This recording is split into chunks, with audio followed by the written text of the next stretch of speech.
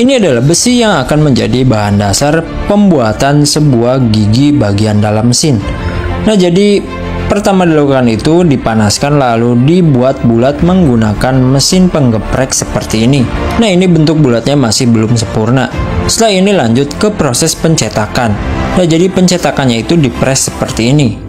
Namun ini masih ada bagian-bagian yang harus dibuang. Nah, ini cara membuang untuk bagian tengahnya supaya menjadi berlubang di bagian tengahnya.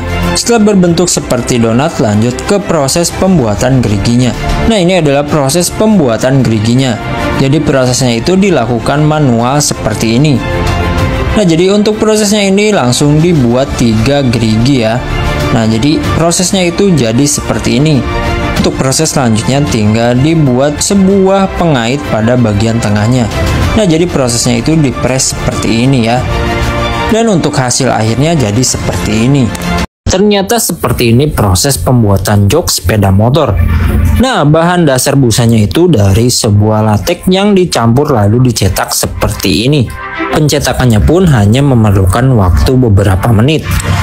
Nah, dipres lalu ditunggu sampai benar-benar kering ya.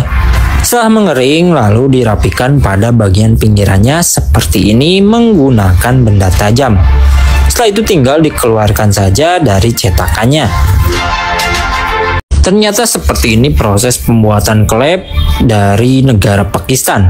Nah, bahan dasarnya itu dari sebuah batang besi yang dipres sambil dipanaskan lalu digeprek menggunakan mesin pres. Nah, terbentuklah sebuah klep, namun ini harus dirapikan terlebih dahulu. Nah, untuk merapikannya tuh menggunakan mesin bubut seperti ini. Pada batangnya pun dibubut diperkecil ya. Nah, setelah seperti ini lanjut dibubut bagian atasnya.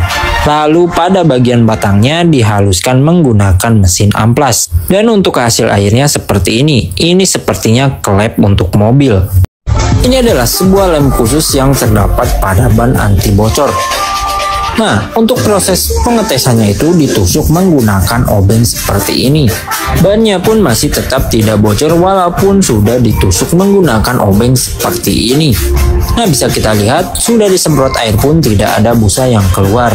Nah, jadi cara kerja lemnya itu seperti ini. Ketika tertusuk maka lem yang ada di dalamnya otomatis menutup pada bagian yang berlubangnya.